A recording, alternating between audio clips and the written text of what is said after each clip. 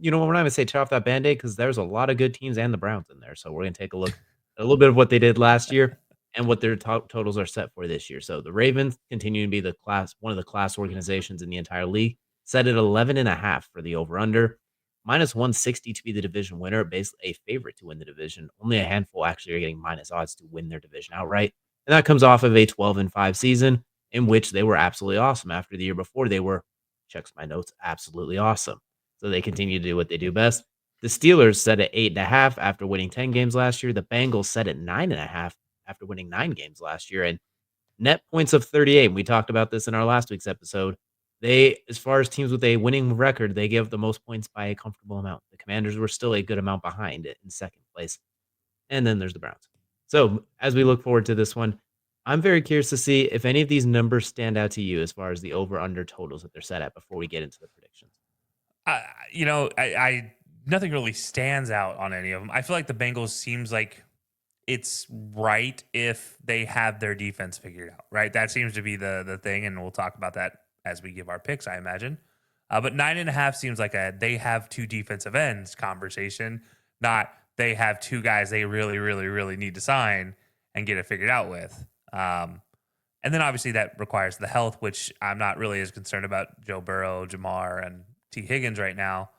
But yeah, I think this is one where you just like, okay, maybe that one stands out. But also the Steelers, perennially 500. They're going to give them 8.5. You guys are giving free money away because the Steelers are going to be 500 team.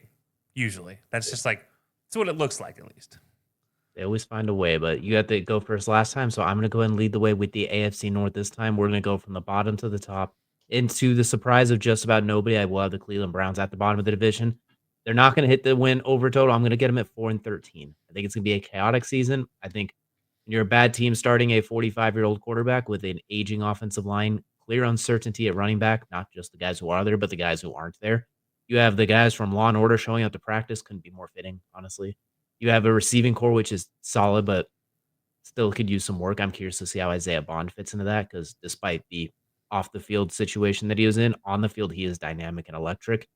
Tight end, we all love David Njoku. Defensively, it's Myles Garrett. Please save us. And then Mason Graham, we'll see how he develops. And Denzel Ward, for the 10 games he plays when he doesn't get hurt every other damn week, he's awesome. I'm just worried that he gets hurt every damn week.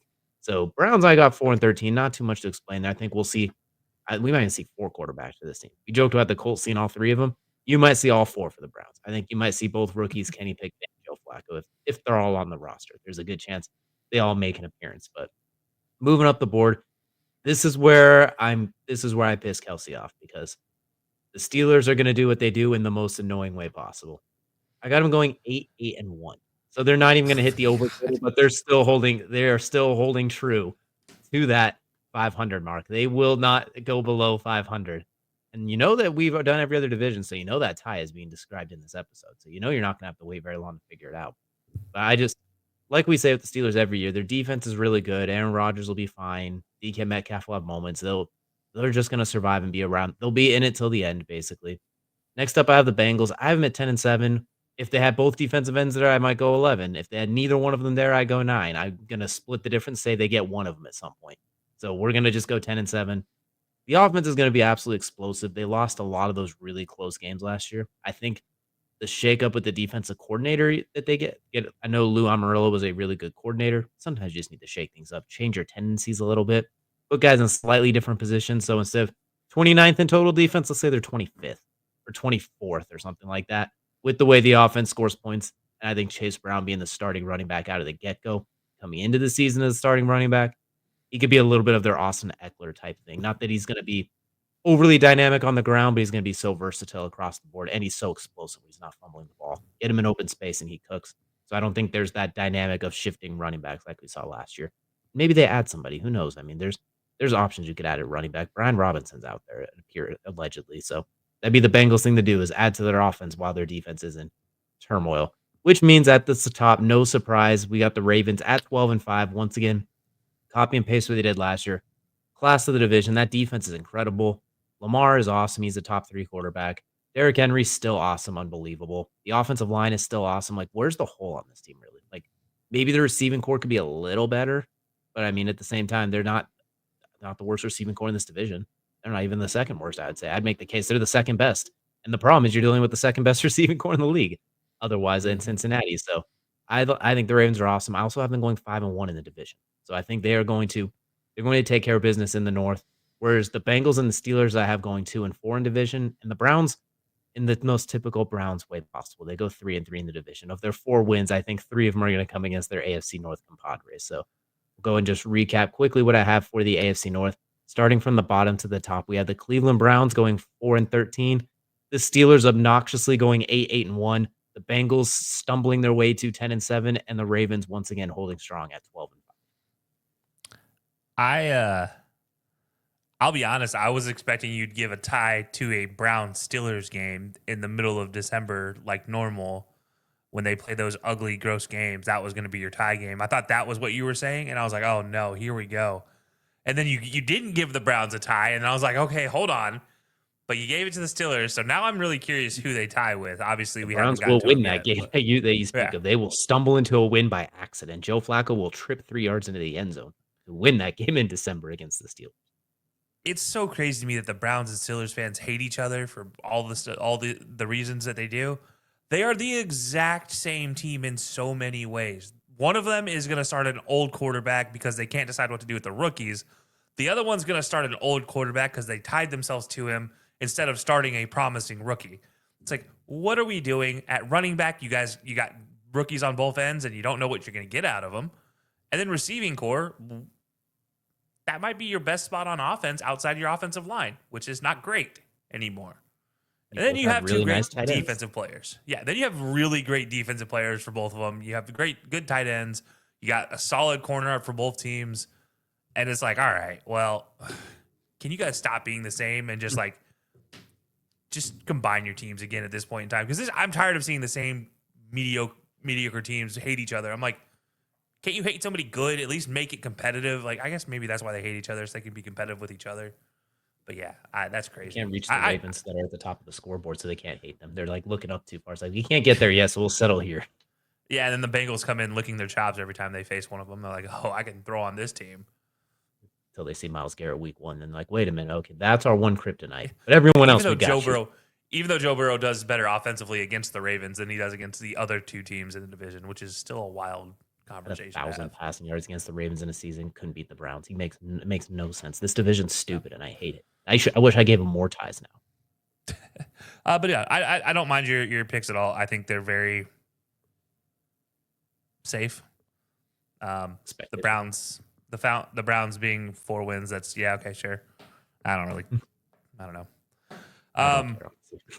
yeah, honestly, if I'm being honest, I live close to Cleveland, and I still don't. I feel bad for the friends that are still trying to root for Cleveland, as I'm a free agent in fanhood, and I'm just like, oh yeah, sucks to be you guys. I I just feel want to see bad for Dylan you for all Sampson get the 5 ball. seconds. I just want to see Dylan Sampson actually play. He was SEC Player of the Year last year. Now they're basically trying to not give him the workload. I'm like, you drafted him for a reason. Your other one has not been a hit on the field, if you will. So why not just give Dylan Sampson a go? But I digress. Hey, I'll leave that one alone. So my 4 though, where I've had this division shaking out, I'm gonna start at my bottom and work my way up.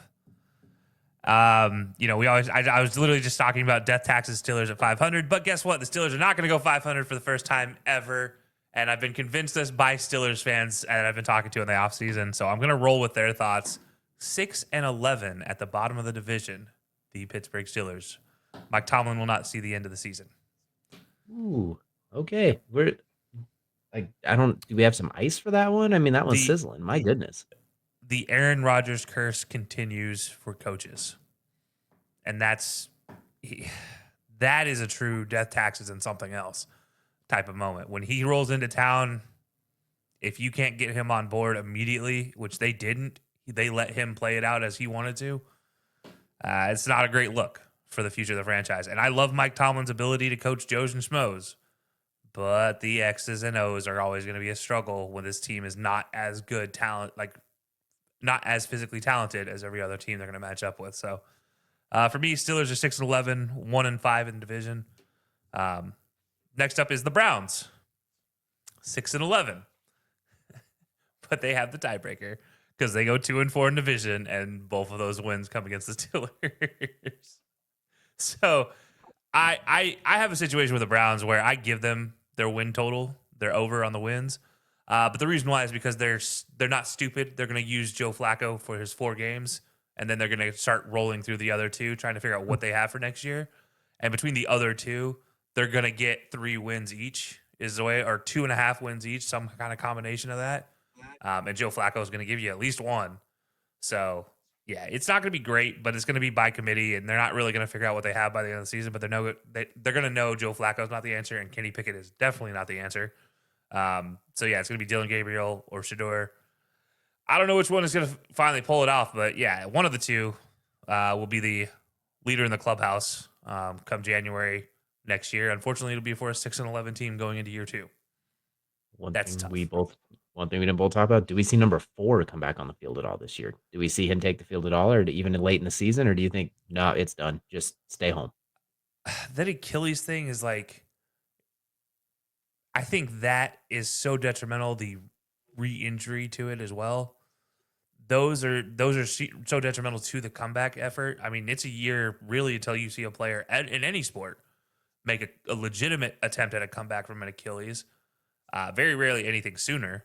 If it is sooner, you see very clearly that it's not Kirk Cousins worth the squeeze. It's just like you don't want to keep seeing the player harm themselves. And in this case, well, I mean, hey, I'll leave that alone. But yeah, I don't see him making a comeback in this one.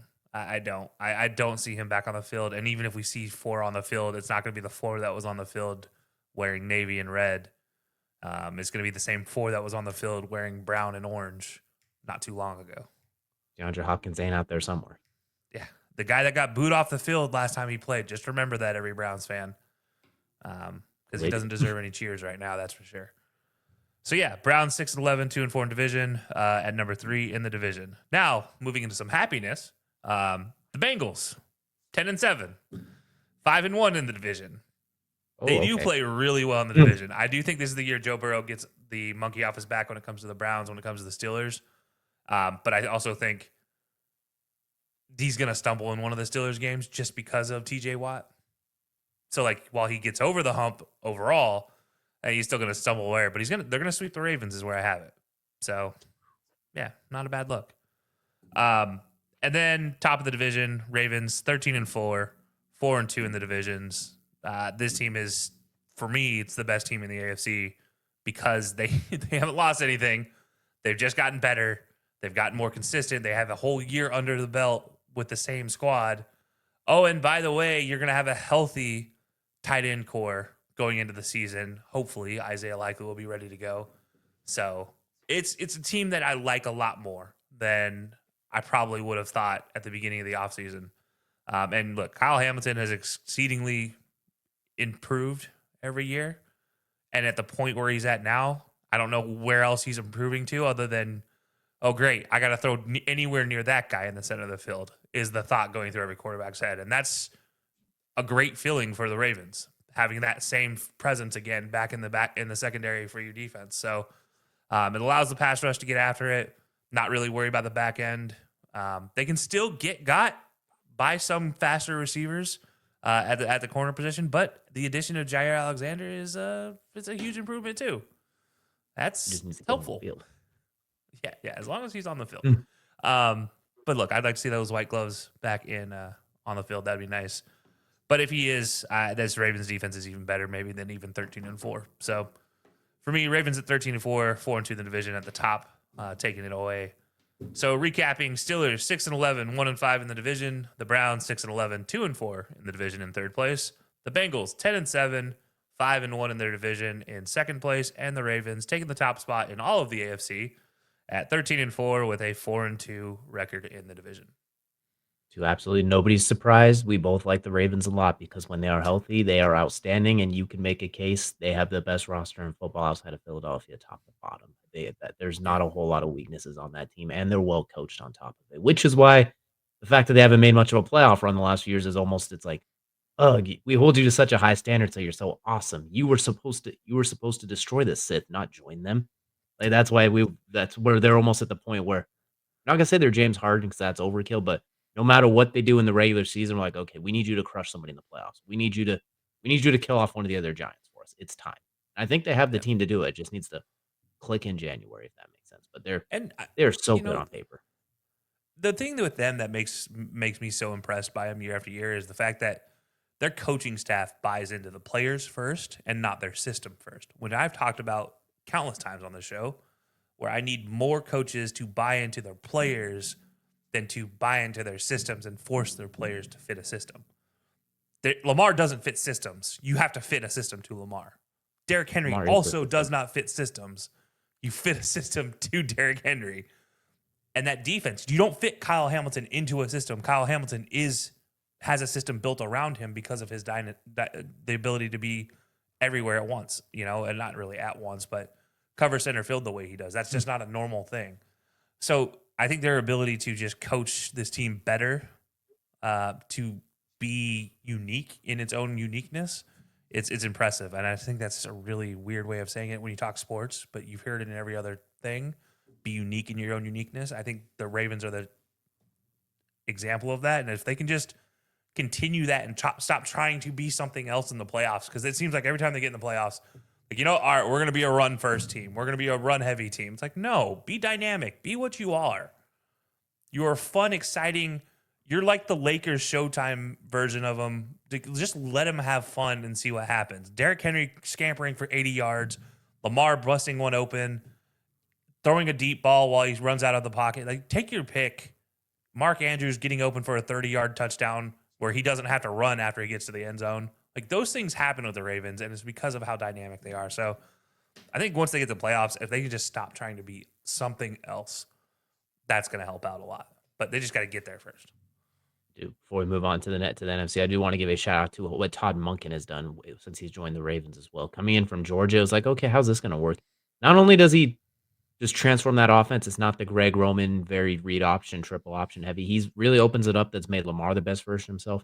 And the way that he blended Lamar's skill set with Derrick Henry, who was a lot more traditional I form quarterback under center, get me downhill, get me ahead of steam, and everyone's terrified. Had running back when he was in Tennessee with Vrabel and squad. Now he's taking snaps out of the shotgun. They've got Lamar under center. They've used the pistol.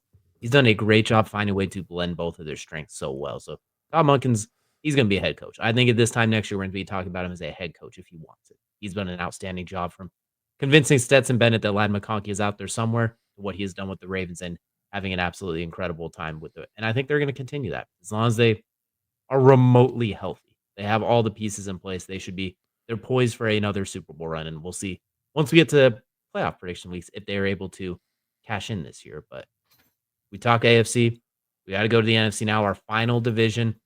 A little bit less tomfoolery with this division compared. Well, you know what? I'm gonna retract that. Let's talk gambling a little bit too. Let's stick with the gambling. I was gonna do the gambling at the end, but Oh, let's split up the money a little bit. We were gonna do all of it later, but you know what? Let's get greedy. Let's talk money. I'm gonna lead the way with this one and get us out of the way quickly because I'm excited to talk about the NFC. But for the AFC North, for the bets, for the Browns, I hate all of them. So we're gonna take Myles Garrett over 12.25 sacks. So basically 12 and a half sacks at minus 112. He does that every year he plays. Basically, it's a guarantee. Steelers, I'm taking their 8+ wins at minus 195 because I have them getting exactly 8. So we'll take it right on the dot. The Bengals, Joe Burrow, with that offense, we're taking the overs on everything, including 33.5 touchdown passes. He's healthy. He plays all 17 games, which he's going to have to because they're not going to be out in front in week 18. I think he's going to get that clearly. That's 2 touchdowns a game. He needs to do that for them to do anything. Derrick Henry, over 1325 rush yards at minus 114 as well. Adam Sandler said if Derrick Henry runs for 2,000 yards, he's going to put him in a movie. And Derrick Henry's an Adam Sandler. So I want to see it for that reason alone. So I think that it's Derrick Henry season. Give me the over 1325. If he doesn't get 2K, let's say he gets like 16 and that gets him in a movie still. So, and his death tax is Derrick Henry with Lamar next to him. Yeah, we'll take those odds until those wheels officially fall off. yeah, those wheels aren't falling off anytime soon. I like those actually.